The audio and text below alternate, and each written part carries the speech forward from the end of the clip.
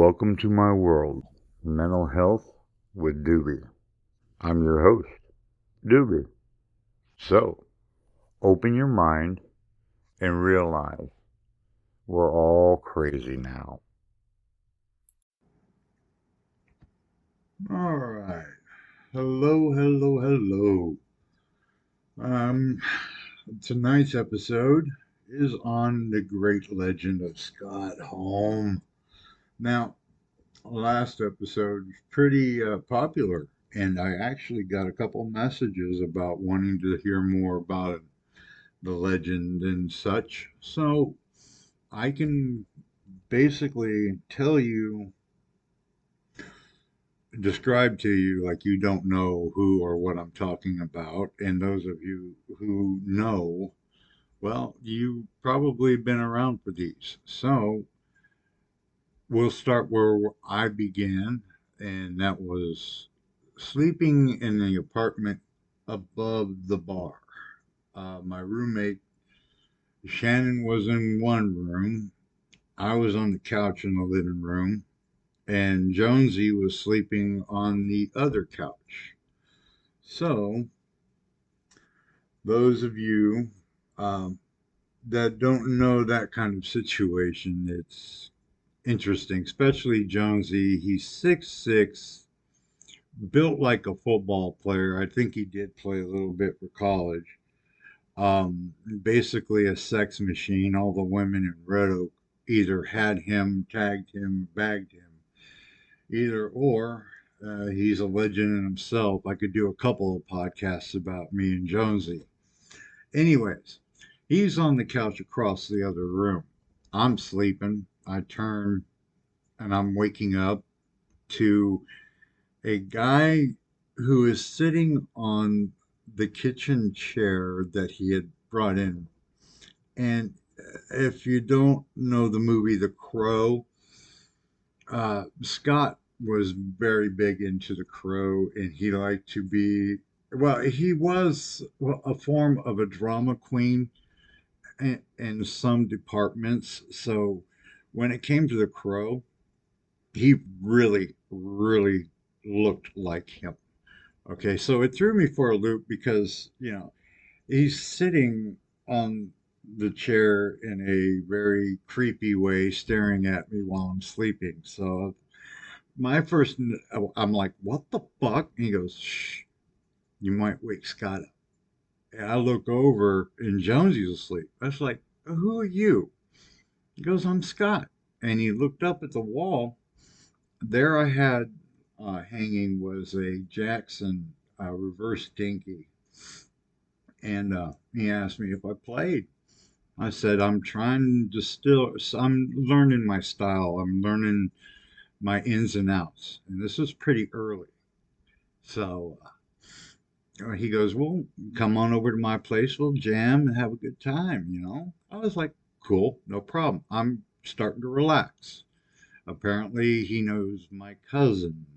Well, everybody in Red Oak knows my cousin Amy. So, uh, you know, she's like one of those individuals that has a great heart and everybody loves her in Red Oak. So that was my shoe in to get into the crowd. Thank you, Amy. Anyways, back to Scott. It's like, yeah, I'll come over and jam. We're trying to chill out a little bit. But he gets off the chair and he starts walking away out the back. And by this time, Jonesy's waking up a little bit and he looks up. Scott waves at him by, and Jonesy just FYI side note, Jonesy sleeps naked and usually with a chick, and she's naked, so my nights are filled with fun every other night, apparently. But Jonesy was naked, and he uncovers his ass, and Scott looks at me, he goes, that's for you, and he walks out the back. Now, we're on the second story, and I'm looking, it's like, how the hell did you get in the first place since the door is locked? And I can see it's locked by chain. He's going out the back. And he just walks and disappears. So I get up and I look up and I said, why don't you use the front door? and he's gone already. I look out and I look at the edges, and he's gone. So it's like tied into the first legend that I really became, interested in finding out was his connection to the Yakuza. Now, ha ha ha, very funny, but man, there's too much that's going on with this one. Okay, first, everybody that knows Scott, Scott was very good at doing tattoos. Now he did it old style. I again personally, I have one on my. I've got two on my arm. One of his was personal, and another one was the Metallica symbol, Mr. Scary.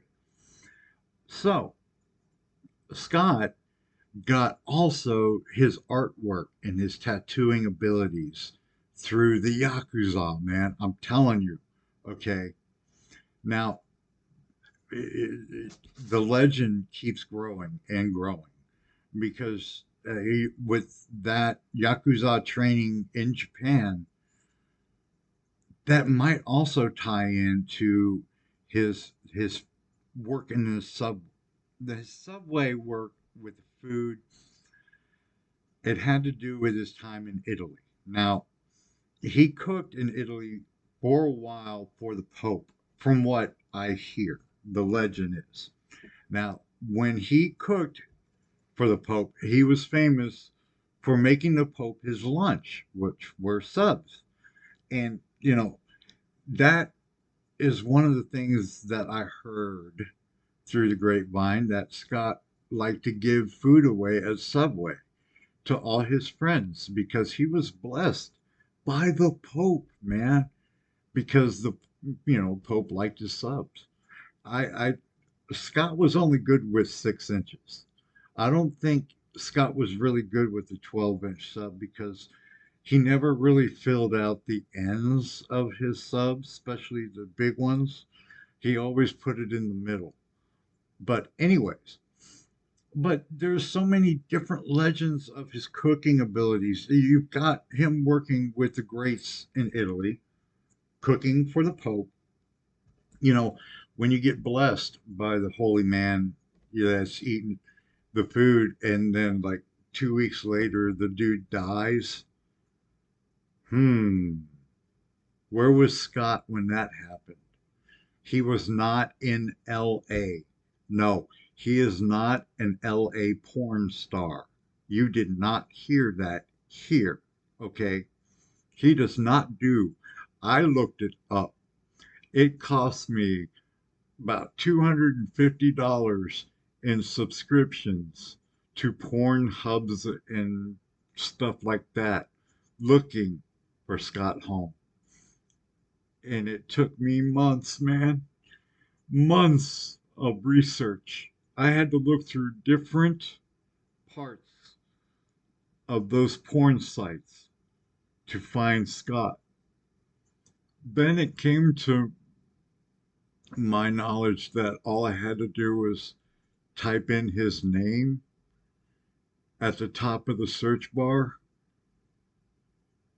Anyways, now this also ties in to with going back to the Pope. Now, the Pope, God rest his soul, taken too soon through illness. Now, on the flip side, Scott was cooking for him. Scott has the Yakuza background, people. Ooh. And don't forget, too, now, I know a lot of you have never heard this before, but from my connections with the flying butt monkeys in Tibet, he has some, let's say, connection to the Tibetan mafia. Now, if you have heard my past podcasting, you will learn more about the Tibetan. The mafia there, they're rough, and they taught Scott something because he came out of it a well oiled, I would say, sensei, a powerhouse, let's say, from the mountains of Tibet, he has become the Shaolin monk of China. I don't know. It's hard to describe because there's so much out there. You can't now carb. I, it's very difficult, and sometimes I've got to write all this shit down. But anywho, now from what I understand, he is somewhere in California running the Tibetan mafia rings porn housing district. Now, when you, I learned this as well with this Pornhub thing. Anyways, he has much to do with the housing of the porn stars, how they come in, what food they eat, what clothes they're going to wear. A lot of these porn stars don't have the mind capacity past third grade. So they need people like Scott, and he helps. Scott helps us bring in a billion or like $4 or $5 billion industry. He helps. So I'm thinking that he's right now laundering money for the Tibetan mafia through porn.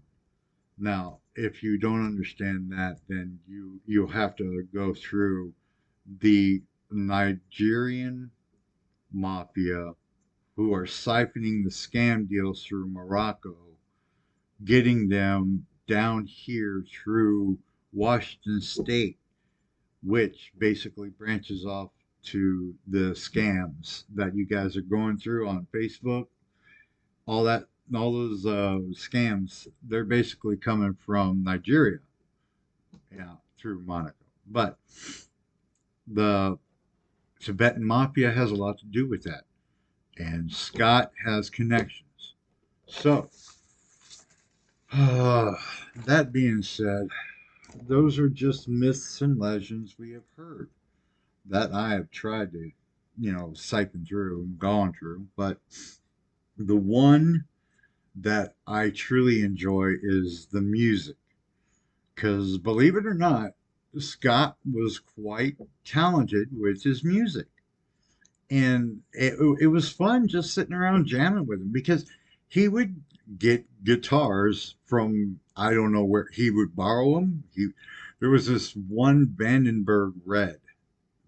He would borrow from one of the guitar players that was in the band, and he would just drool over it. But when it came time for him to go out and actually buy one, he didn't. He stopped himself.